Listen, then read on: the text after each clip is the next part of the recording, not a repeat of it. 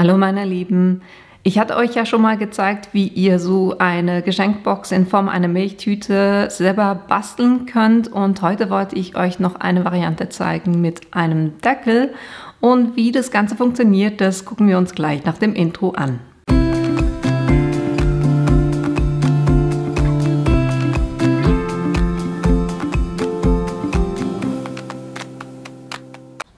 Damit ihr seht, was wir heute machen werden, das ist so eine kleine Milchtütenbox mit Deckel. Und ich habe es so gemacht, dass ich das Element extra hier unten angeklebt habe und nicht am Deckel. Das könnt ihr euch überlegen, wie ihr das haben wollt. So kann man dann wunderbar den Deckel drauf machen und wieder wegnehmen. Und wie wir die machen, das gucken wir uns jetzt an. Für diese Box braucht ihr Folgendes. Ihr braucht 2 Streifen Papier, eines für den Deckel, eines für die Basis. Ich muss jetzt hier kurz reinspringen, weil ich gemerkt habe, dass dieser Deckel, so wie ich euch das angeben wollte, zu groß ist. Und deshalb korrigiere ich mich hier. Also für den Deckel, da braucht ihr ein Stück, was 21,8 cm mal 7 cm ist.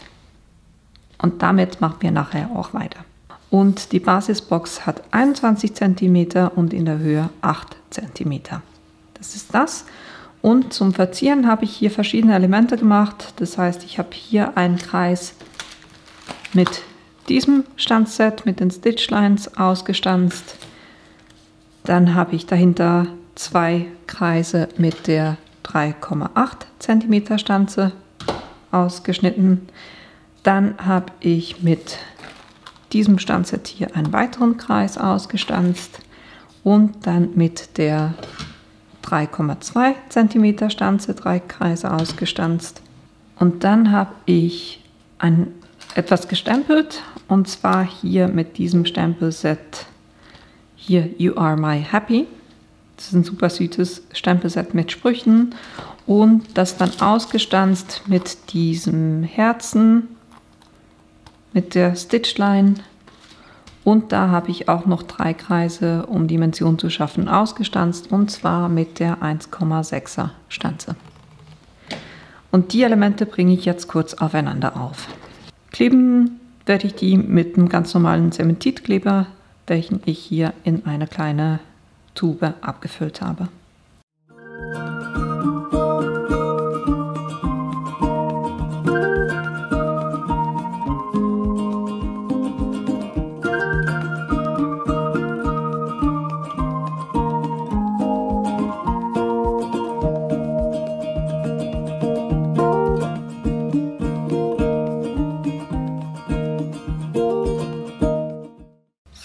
Dann haben wir hier schon mal wunderbar einen Taler. Jetzt kümmern wir uns um die Box. Da nehme ich das Falz- und Schneidebrett und einerseits das kürzere Element, das heißt das, was die Basis oder den Boden bildet, die 21 cm mal die 8 cm, und da muss ich Folgendes falzen. Einerseits in der Länge bei 5 cm,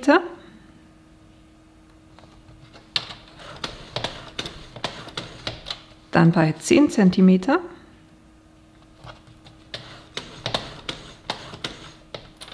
dann bei 15 cm,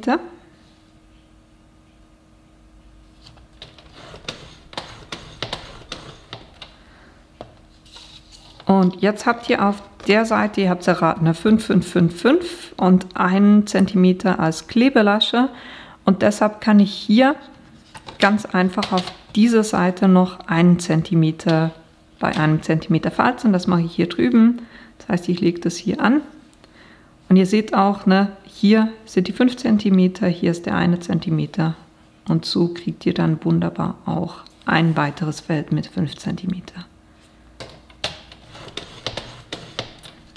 So, das heißt, ich habe 5, 5, 5, 5 und 1. Und jetzt brauche ich noch in der Länge eine Falzlinie, und zwar bei 3 cm. Das mache ich auch hier drüben. Da lege ich das bei 3 cm an und falze. So, das ist das eine.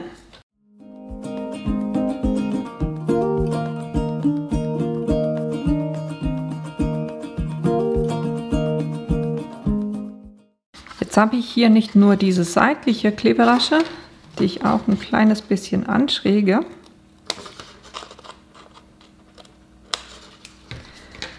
sondern das hier werden auch meine Klebelaschen und deshalb muss ich hier reinschneiden.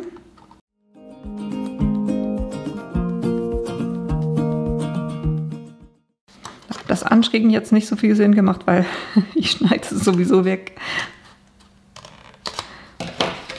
So.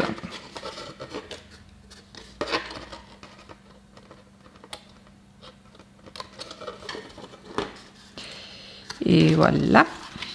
Und jetzt können wir auch hier 2 von den Laschen noch ein bisschen anschrägen. Und ihr könnt es euch quasi so angucken. Das kommt hier alles zusammen. Und ich würde hier einfach die 2 gegenüberliegenden Seiten, und ich mache es jeweils so, dass diese Lasche, diese Klebelasche hinten ist. Von dem her wird das hier mein Vorderteil. Das heißt, ich lasse die gerade und die beiden werde ich anschrägen.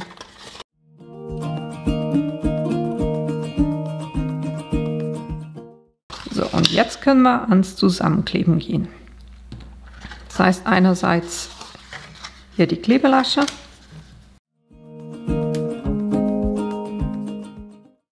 Da geht es am einfachsten, wenn ihr das einfach reinlegt und die andere Seite drüber legt.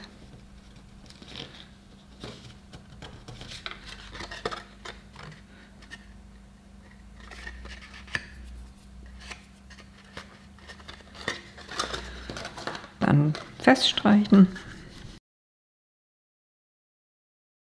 Und dann kommen zuerst die beiden angeschrägten Laschen rein. Dann gucke ich noch kurz, wo vorne ist. Hier ist meine Kante, Klebekante, das heißt, das ist hinten. Das heißt, das Teil kommt zuerst. Und dann dieses Teil vorne.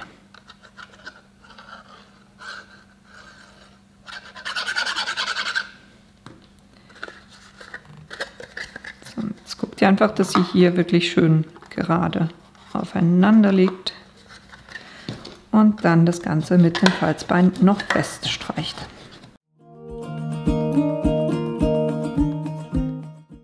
So, und damit habt ihr schon mal den Boden. Den Deckel, der eben diese 21,8 cm x 7 cm hat, den müsst ihr wie folgt falzen. Da sind die Felder immer 5,2, das heißt, ich gehe hier auf 5,2 und falze. Dann nochmal 5,2 sind 10,4, falzen. Dann nochmal 5,2 sind 15,6, falzen. Und dann von der anderen Seite her einfach hier bei 1 cm anlegen. Und nochmal falzen. Das ist das. Dann dreht ihr das Ganze um und falzt hier einmal bei 1 cm, hier drüben. Dann dreht ihr das Ganze um und legt hier bei 4,5 cm an. Hier drüben und falzt da nochmal. So, dann. Jetzt müssen wir hier in 2 Feldern noch die Mitte finden. Und da diese Felder 5,2 cm sind, müssten das ja 2,6 cm sein beim Geodreieck, weil ich habe ja hier einen Nullpunkt, das heißt auf beiden Seiten 2,6. Und da markiere ich mir die Mitte und dasselbe noch in diesem Feld hier. Das heißt, ich habe ein langes, dann markiere ich ein langes und dann markiere ich und dann habe ich hier die 1 cm.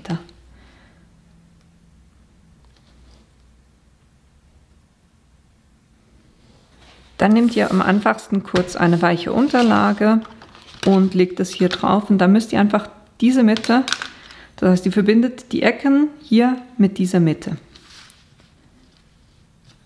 Das heißt, ich lege hier oben an und hier in der Ecke. Da ziehe ich eine Falzlinie.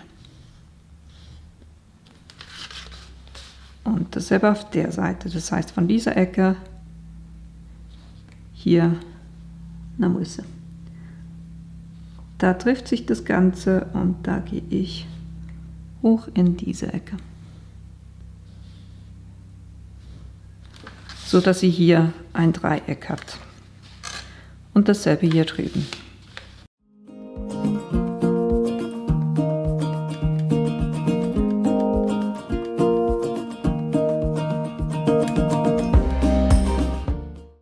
Das heißt, ihr habt jetzt hier jeweils 2 Dreiecke drin. Jetzt müssen wir hier noch die Falzlinien nachziehen.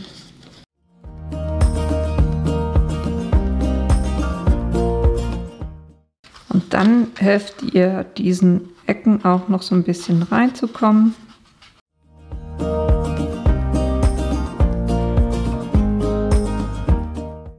Und bei den länglichen Falzlinien ist es so, die obere 1 cm, die liegt hier nach innen.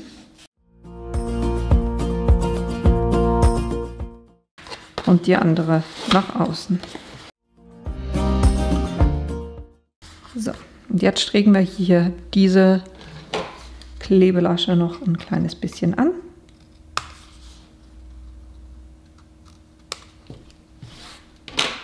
Und dann können wir die auch schon festkleben.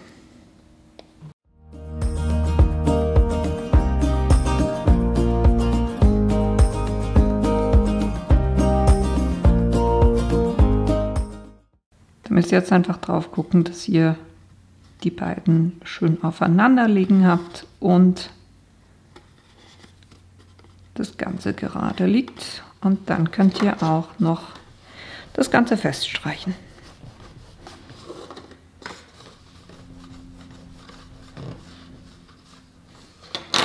So, jetzt ist es oben so, dass da, wo ihr die Ecken habt, da geht ihr mit den Fingern, drückt ihr da rein.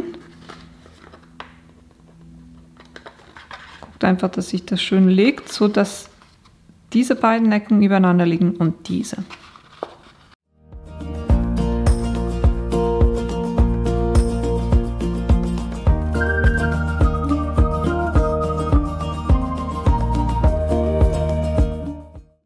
Dann könnt ihr dem auch noch so ein bisschen helfen, dass es sich richtig legt.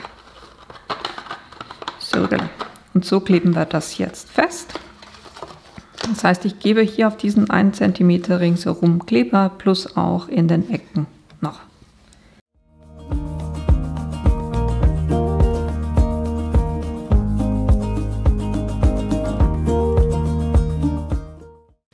Dann könnt ihr das Ganze zusammendrücken.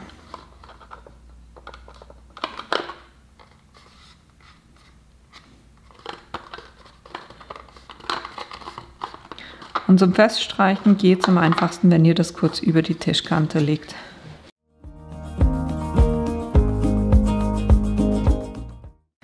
So, und jetzt haben wir hier einen Deckel, der hoffentlich besser auf die Box drauf passt als der vorherige. Und ja, das ist effektiv der Fall. Somit nicht zu straff, nicht zu locker, passt der hier wunderbar auf diese Box drauf. Und jetzt können wir noch die Verzierung drauf bringen. Da könnt ihr jetzt gucken, wie ihr das am liebsten machen wollt. Wollt ihr, dass es mit dem Deckel mitgeht, wenn man das abzieht? So in dem Stil. Oder soll das Ganze hier auf der Box bleiben? Man kann den Deckel abziehen und dann auch wieder drauf machen. Für mich persönlich, ich finde, weil der Deckel per se mit diesem Muster schon ein schönes Spiel hat und die Box selber so ein bisschen leer wäre ohne den Deckel, würde ich das hier, also ich werde das hier effektiv an der Box anbringen. Jetzt darf ich natürlich hier hinten nicht überall Kleber drauf machen, sondern nur im unteren Teil. Und das mache ich mit Doppelkleber. Das heißt, ich gucke hier, dass ich gerade liege und im unteren Teil von diesem Element den Kleber aufbringe.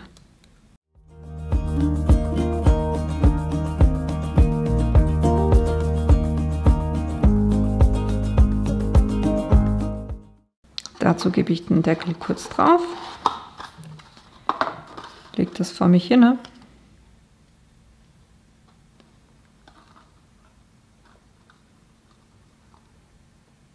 und bringe das hier gerade drauf.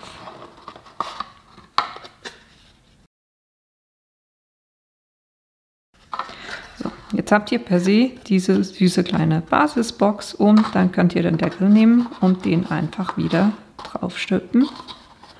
Und so habt ihr eine süße kleine Milchbox. Und was ich da gerne noch mache, ist effektiv auch noch kurz so einen kleinen Diamanten hier in der Ecke draufbringen.